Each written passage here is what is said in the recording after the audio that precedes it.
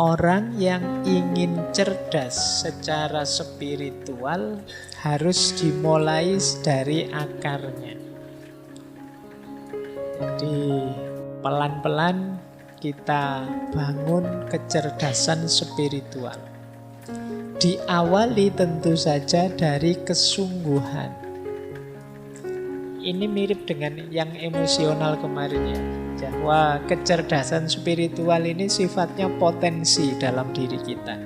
Kalau tidak digunakan ya tidak ada gunanya. Kalau tidak digunakan ya mati. Maka pertama-tama akar kecerdasan spiritual itu kemauan dan kesungguhan kita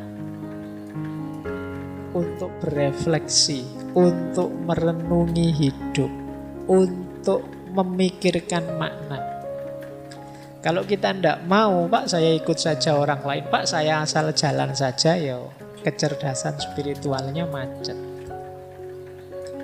Jadi yang pertama ini sungguh-sungguh ya, kalau bahasa agamanya niat.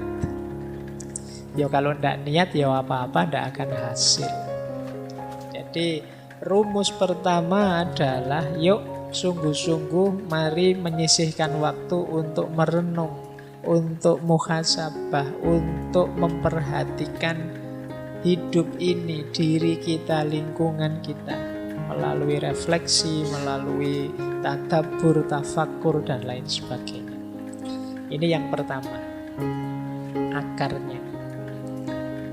Nah, biasanya kalau kita hidup secara serius, itu nanti akan bertemu pencerahan-pencerahan.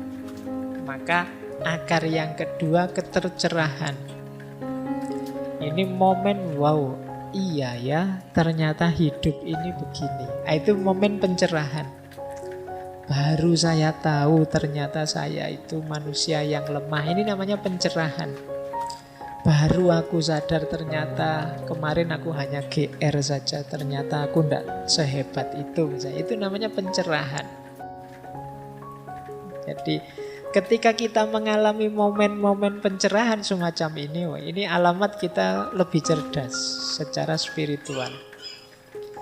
Jadi kan banyak orang yang belajar tapi ya tidak cerah-cerah. Ruwet terus uripe. Jadi banyak orang yang tercerahkan. Dan ini yang membuat ilmu itu asik. Kalau kalian merasa tidak kerasan membaca buku, tidak kerasan belajar, kemungkinan jarang ketemu pencerahan. Orang itu senang baca ketika dia baca, wow iya ternyata begini, iya ternyata begitu. Itu mungkin dia tambah asik pengen baca terus.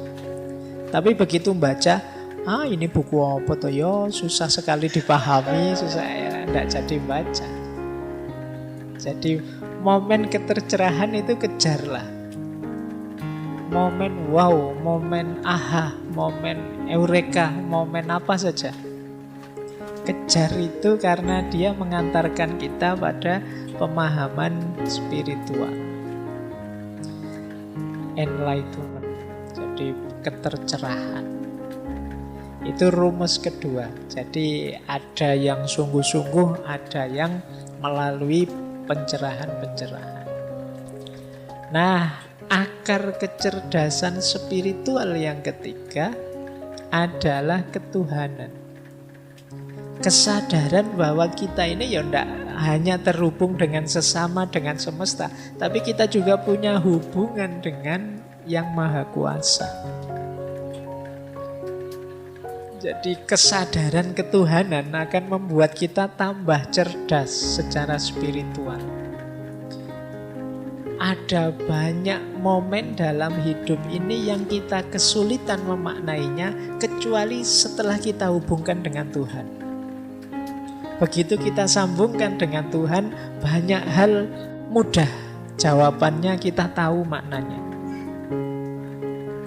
Kenapa ya? Saya sudah belajar sungguh-sungguh, saya sudah kerja keras, saya sudah berkorban banyak, kok masih gagal? Sementara dia tidak ngapa-ngapain, cengenges-cengenges sakarepe dhewe. Kok ya sukses? Itu kalau kita kejar jawabannya sendiri sulit kita ketemu. Tapi begitu kita hubungkan dengan Tuhan, jawabannya lebih mudah. ada banyak momen yang makna dan jawabannya lebih mudah ketika kita sadar hubungan hidup ini dengan Tuhan. Loh, kesadaran keterhubungan dengan Tuhan ini hanya orang-orang yang cerdas spiritual yang mampu. Jadi kalau ada momen peristiwa apapun, dia membacanya selalu melibatkan Tuhan. Kita kan kadang-kadang lupa bahwa kita punya Tuhan. Akhirnya kita kalau gembira terus jadi sombong, kalau dapat anugerah jadi sombong, dapat kesulitan terus putus asa. Ada sumpek sedikit terus rasanya dunia gelap. Ini namanya kita lupa kalau kita punya Tuhan. Nah, itu indikasi kita kurang cerdas secara spiritual. Pak, saya itu sudah hitung sampai yang sekecil-kecilnya loh. Kok masih gagal saja? Ya, itu kan kamu berhenti di dirimu sendiri. Kamu lupa bahwa ada Tuhan. Maka akar ketiga dari kecerdasan spiritual itu ketuhanan. Yang keempat, kecerdasan spiritual itu juga mengakar pada pengalaman. Jadi pengalaman inilah nanti yang jadi dasar kecerdasan, kepekaan juga kita secara spiritual. Kalau bahasa psikologi ada habit of mind. Pikiran kita terkondisikan peka dengan aspek makna, aspek spiritual. Itu mungkin bisa diawali dari pengalaman kita sejak kecil. Mungkin yang ngalami dulu ngaji di kampung, ngalami sama bapak ibu dipaksa sholat jamaah dan lain sebagainya. Itu kan pengalaman-pengalaman spiritual waktu kecil.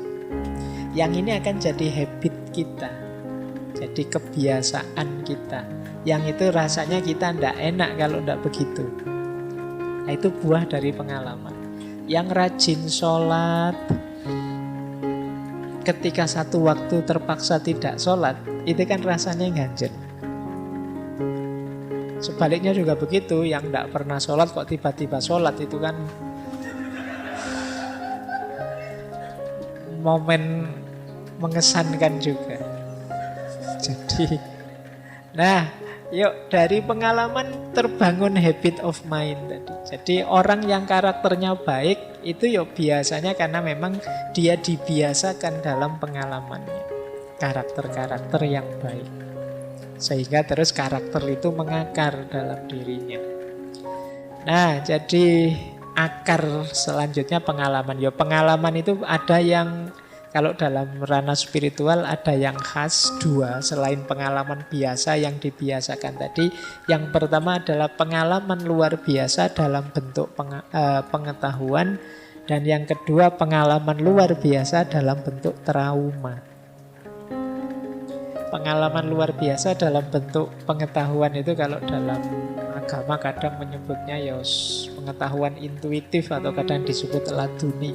Yang kita tidak belajar tiba-tiba paham.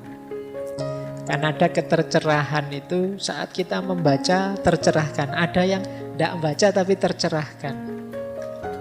Nah ini pengalaman luar biasa juga. Ini bisa juga menumbuhkan kesadaran dan kecerdasan spiritual.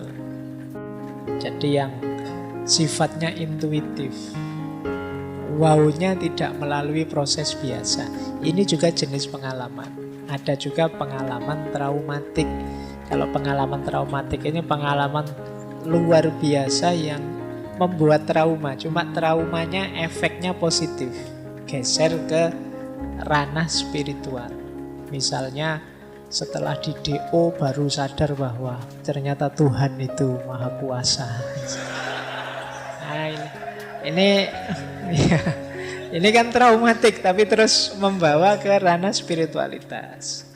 Begitu patah hati baru ingat, wah aku selama ini melupakan Tuhan, ternyata terlalu banyak ingat pacar saja kok lupa sama Tuhan misalnya. Terus jadi trauma yang membawa ke arah spiritualitas, melahirkan pengalaman-pengalaman baru spiritual. Nah ini juga termasuk bagian dari kecerdasan spiritual. Nah, yang terakhir, kecerdasan spiritual itu juga muncul dalam interaksi kita dengan sesama, kepedulian kita dengan sesama. Orang merasakan nikmatnya bersedekah, merasakan asiknya berkorban, merasakan indahnya berbagi dan lain sebagainya. Itu juga bagian dari kecerdasan spiritual. Orang yang tidak cerdas secara spiritual mungkin egois, diajak berbagi tidak mau, tidak peduli dengan sesama. Waktunya disuruh korban, ala wong sunnah saja tidak wajib dan lain sebagainya. Pokoknya alasannya oke. Nah, jadi ini akar-akar. Carilah akar-akar ini yang memungkinkan kita tambah cerdas secara spiritual. Kesungguhan, kemudian ketercerahan.